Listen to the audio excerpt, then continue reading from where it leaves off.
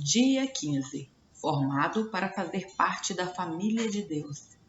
Foi Deus que fez todas as coisas, e todas as coisas são para sua glória. Ele quis que muitos filhos compartilhassem sua glória. Hebreus 2, 10a. Vejam com que grande amor o Pai Celeste nos ama, pois Ele consente em que sejamos chamados seus filhos e verdadeiramente somos. 1 João 3:1. Você foi formado para fazer parte da família de Deus. Deus quer uma família e criou você para fazer parte dela. Esse é o segundo propósito de Deus para a sua vida, o qual foi planejado antes que você nascesse. Toda a Bíblia revela a história de Deus formando uma família que irá amá-lo, honrá-lo e reinar com ele para sempre. Ela diz: seu plano imutável sempre foi adotar-nos em sua família, conduzindo-nos a si mesmo por meio de Jesus Cristo. E isso lhe trouxe grande satisfação. Efésios 1:5. Deus é amor, por isso ele dá imenso valor aos relacionamentos. A própria natureza de Deus é relacional, pois ele identifica a si mesmo em termos familiares: Pai, Filho, Espírito Santo. A Trindade é um relacionamento de Deus consigo mesmo. É o padrão perfeito para uma relação harmoniosa e devemos estudar suas implicações. Deus sempre existiu vivenciando um relacionamento amoroso consigo mesmo. Logo, ele nunca esteve só. Ele não precisava de uma família, mas desejou uma. Então, concebeu um plano que consistiu em nos criar, adotar-nos em sua família e dividir conosco tudo o que possui. Isso dá a Deus um grande prazer. A Bíblia diz: foi para ele um dia feliz quando ele nos deu a nossa vida nova por meio da verdade, da sua palavra, e nos tornamos, por assim dizer, os primeiros filhos na sua nova família. Tiago 1,18. Quando depositamos nossa fé em Cristo, Deus torna-se nosso Pai. Nós nos tornamos seus filhos.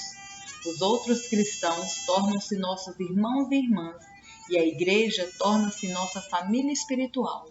A família de Deus inclui todos os fiéis do passado, do presente e do futuro. Cada ser humano foi criado por Deus, mas nem todos são filhos dele. A única forma de ingressar na família do Senhor é nascendo novamente dentro dela. Você se torna parte da família humana por meio do seu primeiro nascimento e torna-se membro da família de Deus pelo segundo nascimento. Ele nos deu o privilégio de nascermos de novo, de modo que agora nós já somos membros da própria família de Deus. 1 Pedro 1,3 e Romanos 8,15 e 16. O convite para fazermos parte da família de Deus é universal. Marcos 8,34, Atos 2,21, Romanos 10,13. Mas há uma condição: a fé em Jesus. A Bíblia diz: todos vocês são filhos de Deus mediante a fé em Cristo Jesus. Gálatas 3,26.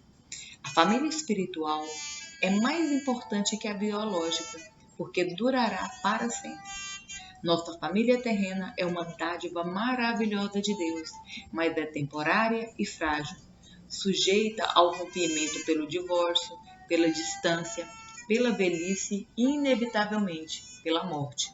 Já a família espiritual, nosso relacionamento com os outros fiéis, irá perdurar por toda a eternidade. É um laço permanente e uma união muito mais forte que o parentesco de sangue. Sempre que Pedro parava para pensar no propósito eterno de Deus para todos nós, irrompia em louvores. Quando eu penso na sabedoria e na extensão do seu plano, eu caio de joelhos e rogo ao Pai de toda a grande família de Deus.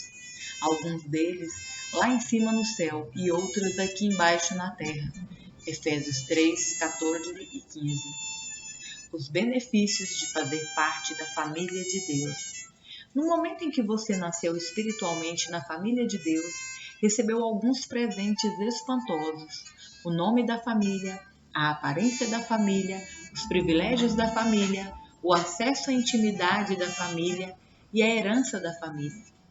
Romanos 5:2, 8:17 e 29, 1 Coríntios 3:23. A Bíblia diz: por seu Filho, tudo que ele, Deus, possui também pertence a você. Gálatas 4:7b. O Novo Testamento dá grande ênfase à nossa valiosa herança. O meu Deus suprirá todas as necessidades de vocês, de acordo com as gloriosas riquezas em Cristo Jesus. Filipenses 4:19. Como filhos de Deus, temos parte na fortuna da família. Aqui recebemos bondade, paciência, glória, sabedoria, graça, misericórdia e poder. Mas na eternidade iremos herdar ainda mais. Romanos 2:4, 9:23, Efésios 1:7. Paulo disse: quero que vocês percebam quanto é rica e gloriosa a herança que ele, Deus, tem dado ao seu povo. Efésios 1:18b. O que exatamente abrange essa herança?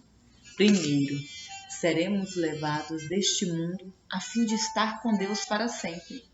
1 Tessalonicenses 4:17.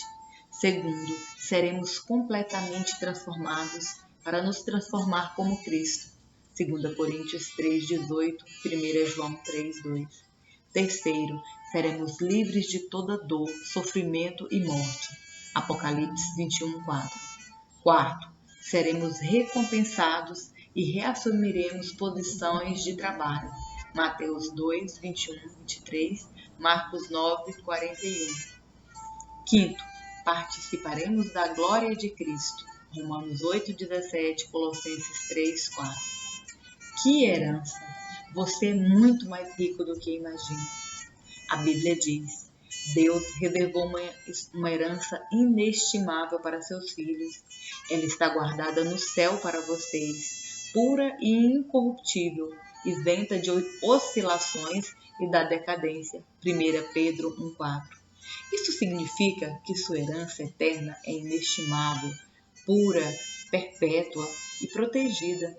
Ninguém pode tirá-la de você. Ela não pode ser destruída pela guerra, por uma economia deficiente, nem por algum desastre natural. É por essa herança eterna, não pela aposentadoria, que você deve ansiar e se esforçar. Paulo diz: tudo o que fizerem, façam de todo o coração, como para o Senhor e não para homens, sabendo que receberão do Senhor a recompensa da herança. Colossenses 3:23 e 24a. Aposentar-se é uma meta sem grandes perspectivas. Você deveria estar vivendo à luz da eternidade. Batismo, identificando-se com a família de Deus. A família saudável tem orgulho de si mesma e seus membros não se envergonham de serem reconhecidos como parte dela. Infelizmente, conheci muitos cristãos que, ao contrário do que Jesus ordenou, jamais se identificaram publicamente com sua família espiritual, ou seja, não foram batizados. O batismo não é um ritual facultativo que possa ser postergado. Significa sua inclusão na família de Deus e anuncia publicamente ao mundo: eu não tenho vergonha de fazer parte da família de Deus. Você já foi batizado? Jesus ordenou que esse belo ato fosse realizado por toda a família. Ele nos disse: portanto, vão e façam discípulos de todas as nações, batizando-os em nome do Pai, do Filho e do Espírito Santo. Mateus 28:18. Durante anos, esforcei-me para entender por que a grande comissão de Jesus deu ao batismo a mesma importância das grandes missões de evangelismo e edificação. Por que o batismo é tão importante? Então percebi que é por simbolizar o segundo propósito de Deus para a nossa vida: a participação na família eterna de Deus. O batismo é pleno de significado. Ele declara sua fé, comunica a morte e ressurreição de Cristo, simboliza a morte para a antiga vida e anuncia sua nova vida em Cristo, além de celebrar sua inclusão na família de Deus. O batismo é a representação física de uma verdade espiritual. Representa o que aconteceu no instante em que Deus o trouxe para a sua família. Alguns de nós são judeus, alguns são gentios, alguns são escravos e alguns são livres, mas todos fomos batizados no corpo de Cristo pelo Espírito e todos recebemos o mesmo Espírito. 1 Coríntios 2:13. O batismo não o torna membro da família de Deus. Somente a fé em Cristo faz isso. O batismo demonstra que você já faz parte da família de Deus, assim como a aliança de casamento é um lembrete visível de um compromisso íntimo firmado no coração.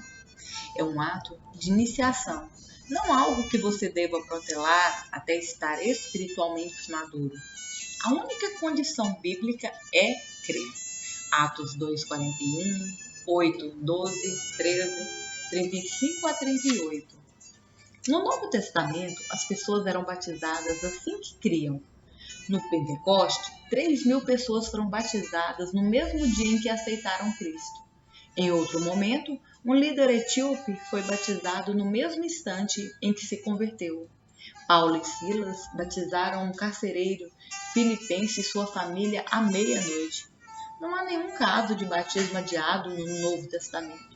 Se você ainda não foi batizado como expressão de sua fé em Cristo, faça isso o mais rápido possível, como Jesus ordenou. O maior privilégio da vida.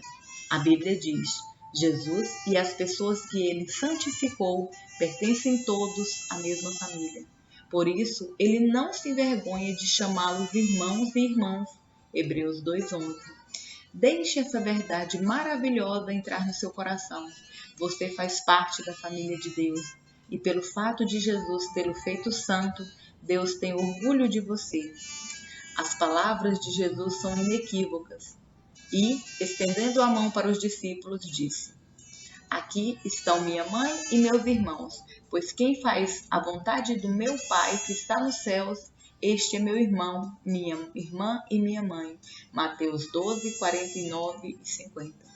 Ser incluído na família de Deus é a maior honra e o maior privilégio que se pode receber. Não há nada que se compare. Sempre que você se sentir insignificante, desprezado ou inseguro, lembre-se daquele a quem você pertence. Dia 15. Pensando no meu propósito de vida. Tema para reflexão: fui formado para pertencer à família de Deus. Versículo para memorizar. Seu plano imutável sempre foi adotar-nos em sua família, conduzindo-nos a si mesmo por meio de Jesus Cristo. Efésios 1:15a. Pergunta para meditar: como começar a tratar os outros cristãos como membros de minha família?